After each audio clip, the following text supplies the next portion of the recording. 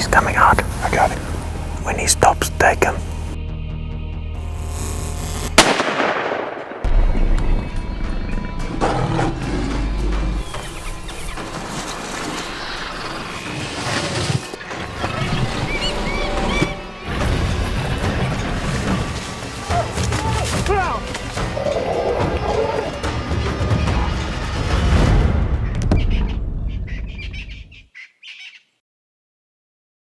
You know, one of the things I look forward to nearly every week when we do this series is the guests that we have. And generally, I start out by saying, well, these are some of my favorite guys, because they generally are. That's the best thing about, you know, the job that I have, is the people that you meet and you spend time with. And our two guests today are guys that I have spent one hell of a lot of time with, crisscrossing Africa, and I'm going to bring them on at the same time. And I've got Professional Hunter Mark Vallaro. Mark's up there in the right-hand screen. Mark's joining us from Harare today, or just outside. And then Mr. Renz Palermo coming to us from is South Island or North Island in New Zealand, Renz? I'm up in Auckland, North Island. North Island. Well, guys, it's good to see both of you. It's been too long since we've talked, but, you know, good thing about our business, you can close your eyes and think back on shared memories that you have, and guys, you know, both individually and each one of us together and collectively, we've created a lot of memories. We've captured a lot of Africa. And, you know, Mark, I was saying, certainly for a decade, you are probably the most recognizable professional hunter operating in Africa, because we consistently had a camera over your shoulder wherever you went. We captured so many of your hunts. And of course, Renz Palermo was one of the guys sticking a camera over your shoulder. Renz is, you know, one of the top videographers that ever came out of Africa. We lost him to a beautiful blonde girl that lured him to New Zealand, and he was lucky enough to marry her. But Renz still does a lot of editing with us, so he's certainly still a part of the Safari Classics teams. But boys, it's good to be back together. It really is. So Mark, kind of catch me up on what you're doing these days. Yeah, good to see you again, Dave. So yeah, I've backed off hunting a lot just so I could spend more time with my girls growing up. I'm running cattle for my father. He's fully retired, so I've taken over his business. Basically, that's what I'm up to nowadays. I still do try to keep the rust out of my trusty Heim and do 2-3 hunts a year. Yep. But yeah, it's mostly just running cattle nowadays. I knew you were still dabbling with the devil from time to time. Renz, how's New Zealand treating you? New Zealand is absolutely wonderful. One of the best moves we've ever done.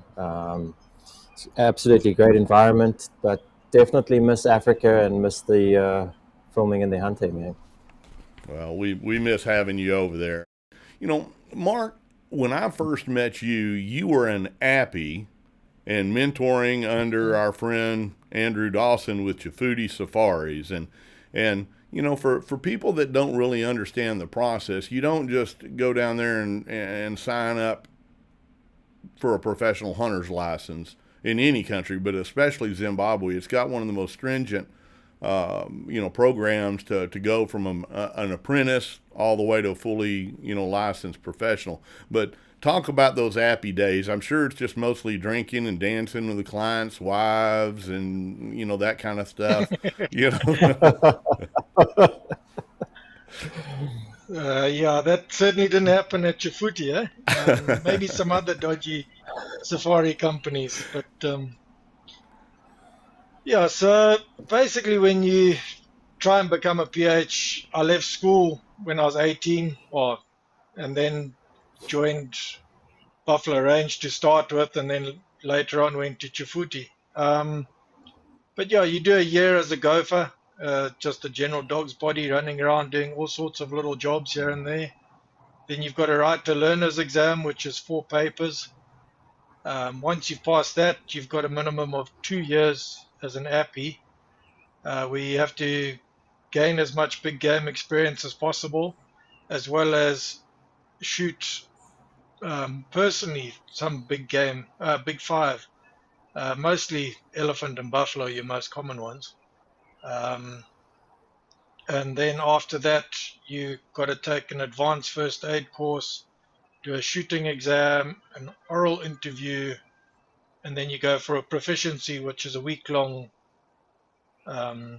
practical exam where you set up a tented camp for your examiner and you get put into hunting groups and you physically go out and shoot buffalo and elephant, and the candidates have to skin it and recover it. And yeah, it's a minimum of 3 years. Most likely take you about 5 years realistically to. Well, one thing that was really obvious, and again, when we met you, how do I put it? When they say whatever it is, Mark Vallaro had it. I mean, you really are, and I tell people, Mark's a natural predator. I mean, he thinks like the animal that he's hunting. He's a very, very focused guy. When you hunt, you're not a guy, and I tell people, and if you want a professional hunter that's going to talk to you all days and tell you every story from the time the Earth's crust cooled, the impala that you're stalking, he's not your guy. But you don't put stuff in the skinning shed. Mark's as good as anybody in the world at it, and as your career developed, and especially when you got into cat country, which the lower Zambezi Valley of Zimbabwe unquestionably is some of the best cat hunting in all of Africa, you, like it or not, started gaining a reputation as a cat man. Although you were successful with elephant, buffalo, crocs, everything else that is hunted in that area, the plains game, but you developed into an expert, and I'm in that group of people. When I say Mark Vallaro, I mean I'm generally talking cats. You developed a reputation as a cat man. Now, is that one that you agree with, or is that just how it came to pass? I did certainly take it up as a passion, and I got a lot of that from Andrew Dawson. He was very fanatical about his cat hunting, and he installed a lot of perfection in it, and that's where I picked it up. Because, Chifuti was a young company then when I joined, and we were expanding, and I decided buffalo, everyone shoots buffalo, and then you had to choose between elephant hunting and cat hunting. And there's a lot of PHs that love elephant hunting, and there's not so many that enjoy cat hunting because it's long, tedious hours of driving, checking baits, and it can be very frustrating. But you find a lot of guys don't do the basics correctly. So when I was studying under Andrew Dawson, he was very fanatical about his leopard hunting, and one of his great successes was the rule of the 7 Ps. Proper prior planning prevents piss poor performance. And that sounds like, I think I've heard that. Yeah, a lot of times during your leopard hunt, that's how I used to run it. Is you go in with a plan, and then you do your basics correctly. And if your basics are done correctly, then everything else is much easier. So what was it that really, kicks you into gear when you start a cat hunt? A cat hunt, you're using your brain. You have to think about it, and you can't just go out there and hope that you pick up a track. You've got to have a strategy. You've got to have a game plan. You're always modifying your game plan, but you've got to use your brain and think about what it is, or where you're going to be putting your baits and all of that. And depending on what area you're hunting as well. I mean, I did a lot of my hunting in the early days in the Zambezi Valley where it's only daytime hunting. So you can only hunt half an hour before sunrise and half an hour after sunset. You've got to shoot the leopard in natural light. Yeah. So you've got to have a walking path and all of that. But then you go down to the Lowveld to Nuanetsi, and you're now on it's private land. It's a giant, huge ranch, an old cattle ranch. And you can hunt there 24 hours a day. But those cats have been, with it being an old cattle ranch, they've been persecuted for years and years and years because leopards obviously eat calves. So you had to hunt those ones differently, and I was still learning. Renz, I want to ask you a question. I really want to ask you two questions. Now, you have hunted and you film leopard over just about all of Africa's major leopard destinations with us, and Mark said, and it's the greatest truth of leopard hunting. It's just damn, even when it's easy, it's damn hard work. And so being a cameraman, I'm just curious. I don't know if we've ever really discussed this. Where does leopard rate, on a 1 to 10 scale? With you, 10, means I just really enjoy it. 1 says I never want to do it again. Dave, I'd have to say that it rates around the 15 mark. Leopard is truly one of my favorite hunts. It's just so methodical, and you have to use so much strategy and planning. And for me, it's one of the top hunts that you can do. And it's probably not a hunt for everybody, because there's a high probability that you may go home empty-handed. This is not a hunt for someone that's just getting into the industry, wanting to go and get a buffalo or an elephant or something like that. That there's a high probability of success. But when you start looking at leopard and you start planning things out, it really is one of the penultimate, the ultimate hunts you can do. Leopard hunting is a different challenge for a cameraman. On a buffalo or elephant hunt or most everything else, you're on the go. And, there's a certain amount of on the go, but, when it comes down to, crunch time, you're not on the go. You're stationary. Unless you're hunting with dogs, you are primarily situated in a blind. But what are some of the challenges? Well, you got to make sure that, like Mark was saying, the 7 Ps, you've got to adhere to them. You got to make sure that everything is ready charged, that you've got backup plans to plans, and you've got backup plans to your backup plans, so that at any stage you've always got the ability to capture the moment. Because really, on a leopard hunt, you could be spending, you could spend 14 days hunting the leopard, and you may get a 30-second to 60-second opportunity, and you don't want to mess that up as the cameraman. Yeah. So making sure that you are organized, making sure that you have a plan in mind, and like I said, making sure you always have backups. So everything from battery power, lights, the clothing you're wearing. I mean, just as a cameraman, wearing the wrong clothing in the blind can blow the entire thing for everyone. So, and getting into the blind, you've got to maneuver a bunch of equipment in there and get cameras out and get them on the tripod and get them focused in. And yeah, that is a lot of pressure. And people just don't understand that when they're watching Tracks Across Africa or Hornady's Dark and Dangerous. They see that and it just looks like, well, that's a pretty easy deal. You're sitting on your ass and a cat comes in. You knock him out of the tree. Yeah. I don't really see what the big deal is. And boy, they get over there and get a taste of it, and they have a whole new appreciation of of the work that their professional hunters had to go to get a cat in front of them. And if they're having it filmed, the job that the cameraman, has. No, big time, Dave.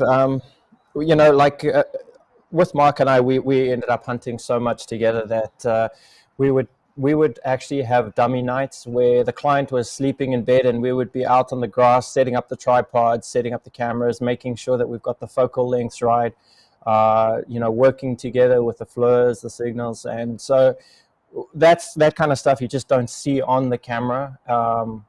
It's when everyone else goes to bed, we would carry on rolling. I would be out, having cameras up for astral time lapses while still, liaising with Mark.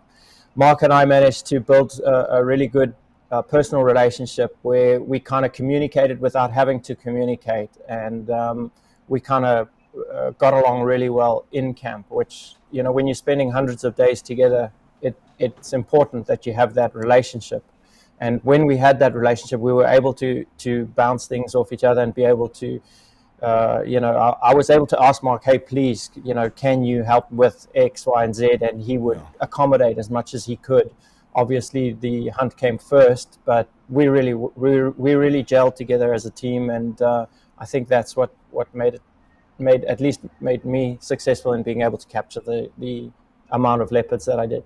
Well, at the end of the day, you know, we're storytellers. Yeah, in Safari Classics, we're storytellers. So we're gonna tell a pretty special story to old Dave. We're gonna break down a hunt that was not only special to me because you guys are going to be a part of it, but because, you know, the lovely Mrs. Fulson, who was my fiance at that point, was getting ready to go on her first African safari. And my wife absolutely adores both of you. And she's been saying, I want to go do Africa. And I said, no, I need that to happen. Great shot, Heather. Awesome. And she said, and I want perfect. Mark to be the PH, and I want Renz to film it. You know, so y'all didn't really have much of a say in this deal, but she loves you both dearly, and it's the safari that we're going to talk about wouldn't have been as fun as it ended up being without you two guys, you know, running it. Zebra. What's good? We're just gonna go that way and then try and get it.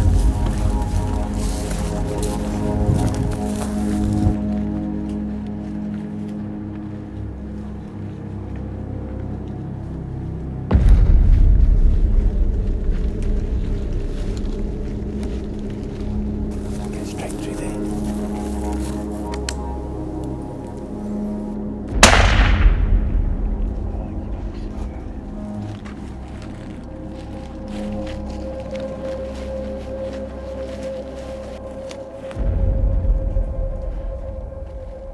Well, with any leopard hunt, the first priority is to get bait, and we've struggled today. So this zebra was a great welcome to us. And that it was, and a lucky one it was.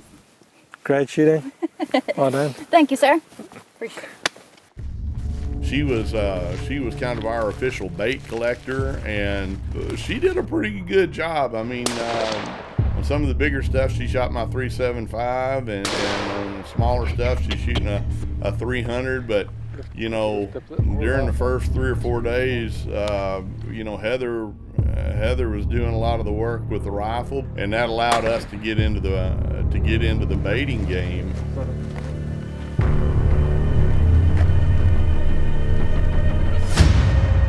You know, when we got there, another piece of good news: your time in the bush for a month and a half or so before that, you knew the home territories of several good cats that you wanted to try to put a baiting plan together for. And I think I worked out that there was about 24 or 25 different males that I'd identified by the time you had arrived there. And that was just the males. You could probably double that for the females.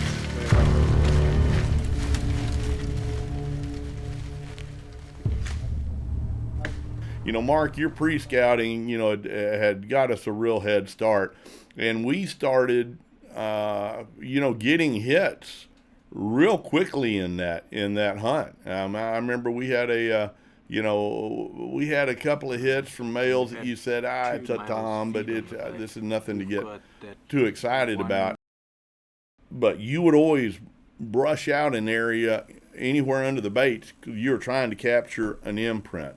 We had one bait set that we hung 2 impalas, and I want you to discuss the difference between baiting in an area with lions, and which the valley was full of, opposed to Nuanetsi where there were no lions. Talk to me about that, because it makes a difference on how you bait.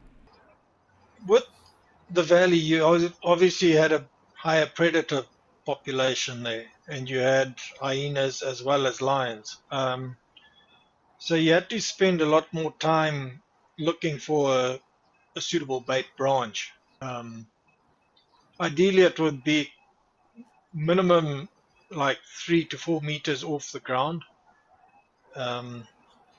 Obviously, the higher the better, but you didn't want it too high out of the riverine or the brush so the leopard would feel exposed. It's a very rarely or an old wives' tale that lions can't climb trees. That's a load of nonsense. I've had lions climb a tree that the trackers struggled to climb. But yeah, if a lion is really hungry or just very inquisitive, he will climb almost any tree. But you've just got to try and find a tree that makes it a little bit more difficult for him. So he gets frustrated and leaves before he demolishes your bait. But yeah, sometimes they're just lions and keep them eat your bait.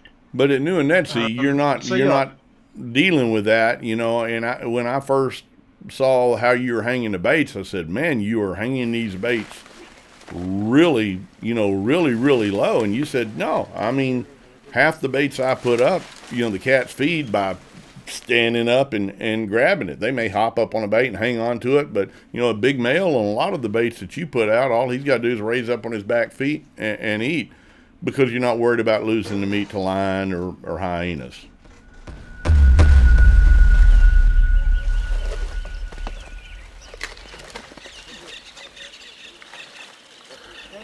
Well, Dave, we got to this bait today, and we actually had a female feed on it yesterday. And yeah. Today we got here, and a good half of the impalas now gone missing. So we did a bit of scouting around and found a good male track. It doesn't look like it doesn't look like that male really did much. I mean, it looks like she finished off the back legs. Yeah, but he did actually do a little bit, I think, because that whole spinal column was missing. So okay, well, he might have taken that away and eaten that elsewhere. Okay. Well, we definitely saw him. I mean, we got a couple of good pics of him, and he didn't stay around long, but long enough for us to get a picture of him on the trail cam. So we left and came back. And Renz, I very clearly remember the next morning when we came in about 10 o'clock, and we were walking, we came around a little screen of brush, and you're in front of me, and you stopped and you said, "Yeah, our guy has arrived." And sure enough, we peeked around there, and that bait had just been hammered.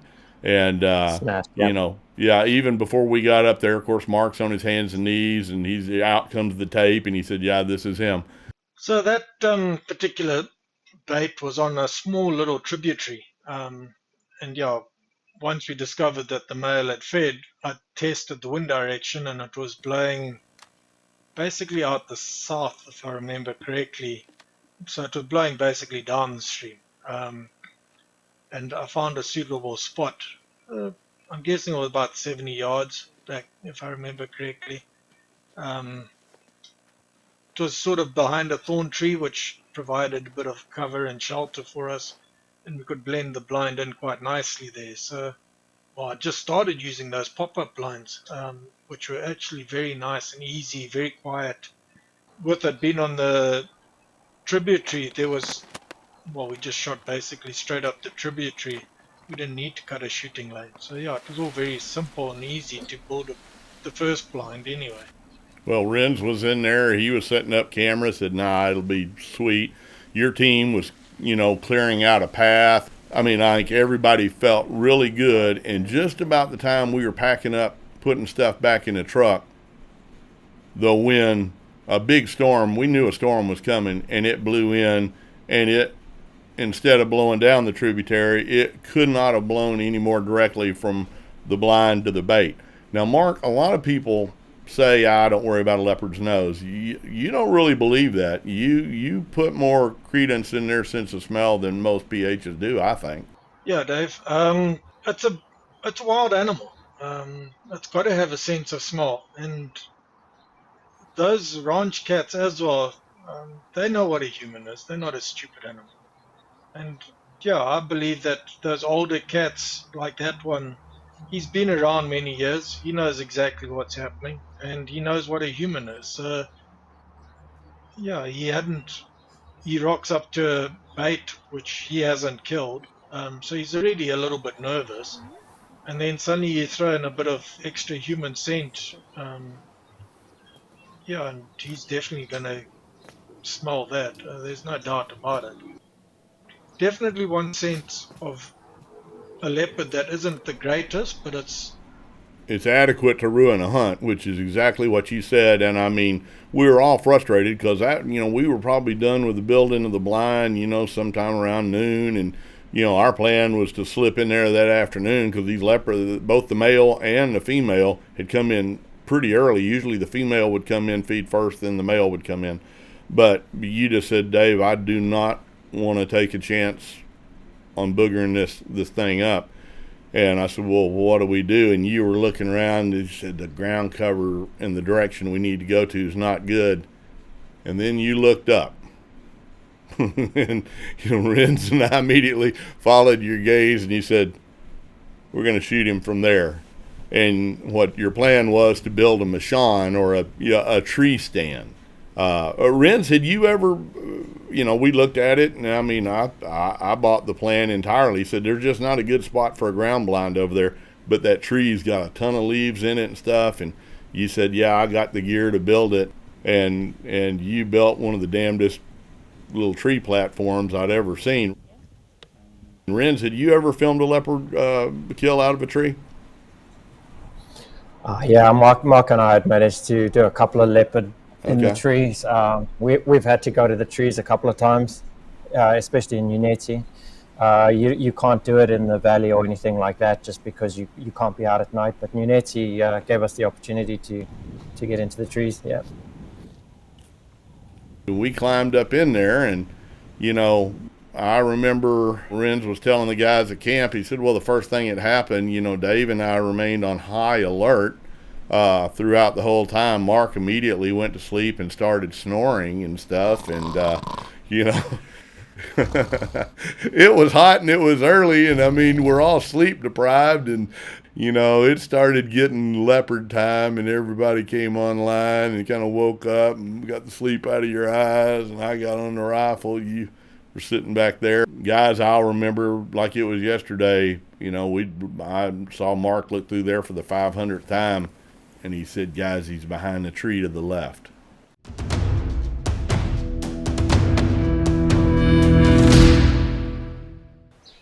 Yeah, we just had to sit and wait because. Yeah, we just sitting on his ass. He just sat there looking. Yep. Which is typical leopard. I think they generally do that, but eventually, I was looking at him through a Trijicon on about 10 power, and I was looking him right between the eyes. I said, "This is the male. We were expecting the female to come in, but here he came in, and I know what I was thinking. This is a male. What were you thinking, Renz?" Oh, he was a beast. Unbelievable. One of the biggest leopards we've seen. As soon as you saw him, you knew straight away he was a big boy. And yeah, he didn't get that age from being stupid. Well, our PH wasn't literally sold on this cat yet, because I'm waiting for him to say, kill this thing. I'm whispering, Renz, are you on him? But this cat, he was a little spooky. And right here, holy God, I know what I was thinking. And the first thing I was thinking, okay, we were going to have to come up with a hell of a story. Obviously, I'm going to have to kill Mark, and then we're going to have to figure out where we're going to stuff his body, and we're going to have to pay off the trackers and say, hey, Mark said he had to go pee, and he never came back. I didn't know what we were going to do, but obviously we had to kill Mark for letting that leopard get away. But but Mark said, patience, grasshopper. And Mark, and then that cat was gone a little bit, and then you looked up and said he's back. To be honest, that cat never disappeared out of sight. He went into the bushes and he did a little. He just lay down. Just lay down. Yeah. He never disappeared. Something wasn't quite right when he first came out. What it was, I don't know, but yeah, he just had to be patient, and he has come back out, which he did. Look at Dave, he's coming out. He stops, take him. Wow, look at that, eh? Yeah, I threw another Hornady up the pipe, I promise you, just in case. But yeah, just damn hard work. But when it comes together, there's nothing there's not a bigger payoff in all of Africa. And I guarantee you, I promise you, right here, I'm on the verge of tears. I know what we just shot. And I'd shot one other really big leopard, but I knew we had an exceptional cat right here. And hey, But look at that. That's a leopard of many lifetimes, guys. That'll probably be the last leopard I ever shoot. I don't believe there would be any way to improve on the size of the leopard, but I absolutely know there would be no way to improve on the memory because of the guys that I was with when we pulled that off. Yeah, no, it's always special to get a good friend a nice trophy like that, eh, Dave? Yeah, well, it meant everything. And look, safari wasn't. Amen, yeah, very special. The safari wasn't over though, because now I had my main prize in the bag, and now Heather, the one thing that I've never had a desire to do, but Heather had the biggest desire to do, was shoot a big bull giraffe. One day, and I remember you told Heather, you said, Heather, we're stressing on this giraffe. We're going to get one. You're getting too stressed out, so let's go out and look for something else, maybe a big warthog. And you said one afternoon, said, it's about grub times. And we went and ate lunch, and I don't even think we had started our lunch, and we had a very rude visitor walk in on us. He actually came in from behind us. So yeah, we had to throw our plates down, grabbed rifles very hastily. I might have managed to get my belt on, I don't know. I know I managed to grab my double with 2 bullets in it and shooting sticks, and we took off after this giraffe through it was horrible thorn scrub, and we got through all of that.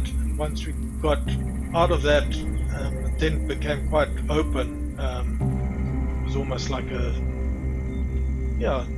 was a very big wide open area, and he was at the far end of it. He had stopped and was looking back at us. And yeah, we scuttled forward a little bit more until I got a good clear shooting lane and threw up the sticks for Heather. Okay, just get comfortable on the sticks. There's not quite a shot just yet. But yeah. Wait, don't shoot, he's moving. I'm gonna try stop him.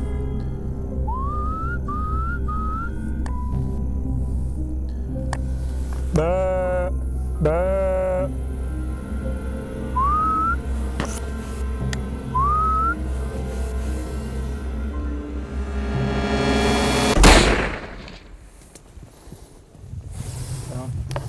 Reload the other come. And that just really capped off one of the best safaris that I'll ever have. And again, they say the worst day on safari is better than the best day at work. But guys, when it was all said and done, I think we just enjoyed I know for sure that Heather and I enjoyed a safari that would have never been as memorable if both of you hadn't have been there. And we couldn't have had more fun because we always find a way to laugh. And I mean, it's hard to get Mark to laugh, but Renz and I will giggle at paint drying, and we'll usually get Mark tuned up before it's all over with. And it was a hell of a time, boys. I don't know if you remember it, Dave, but the one time I did get a big chuckle on that safari is, I think you forgot your shorts the one day. Yeah, well, we did take that one picture. We took a picture behind Heather. We got up and, we were taking pictures of her. I don't even know if I want to show this, Christy. I can give you the picture, but we were taking all kind of pictures and say, okay, Heather, now look to the right. She goes, are these good? I said, no, kind of put your head down like you're looking at his feet. Now kind of put your head up. Now turn around, look over your shoulder, and Mark and I had both taken our pants off. And we're sitting there in her underwear. She goes, God almighty, Yeah, I remember there was a couple of times. Yeah, we had some giggles. I'd forgot all about that. It'll be up to Christy whether we show the picture, but if we don't show the picture, we can at least leave you with a mental image at home. Well, I will have to see the picture first, and the decisions will be made. Decisions will follow. Yeah, but we had her look in you. Now fold your arms. Now take your arms and just put one arm on you. Now get on one knee. Now look over your right shoulder. And she just, But if you can't have some fun on safari, you can't have fun anywhere, boys. And we've had our share, and this isn't the last time that we're going to have you on for one of these in our new series, which we're enjoying doing. I don't really call this a podcast. It's kind of a hybrid, it's really a podcast TV, but it sure, the general consensus with the people tuning in, and it's more every week, that this brings the stories to lives. You can only get so much entertainment out of two guys sitting at a table and talking to each other for an hour. Love you both, and cannot tell you how much I've enjoyed having you on here, and appreciate you making time for it. And fellas, tell family hello. The whole team here tells each one of you hello, and we will look forward to catching up with you soon. Okay, thanks, Dave. Cheers. Thanks very much. Thanks, Dave. Thanks for having us on. Good to catch up. Mark, good to see you again, mate. Yep. And you, Renzi. Stay well. It's the fun thing about hunting. There's three phases. It's looking forward to a safari, it's actually going on the safari, and then the wonderful ability to look back on it for as long as you're alive and remember the things that made it special in the first place. And this was one of those for me. Now, always, I want to tell every one of you that tunes in how much we appreciate it. We really are working hard on this series, and it seems to be going really well, but we have a real exciting bit of news that's coming. We are working on our own Safari Classics app that you'll not only be able to enjoy this series, but years and years of Safari Classics productions, like our flagship television show, Tracks Across Africa, and Hornady's Dark and Dangerous, and a lot of specials that we've done over the years. It is going to be chock full of safari excitement, and so we will be telling you more in the weeks to come. Till then, thanks for tuning in. We really enjoyed having you here, enjoyed the hunt, and look forward to seeing you next time right here on Safari Classics TV.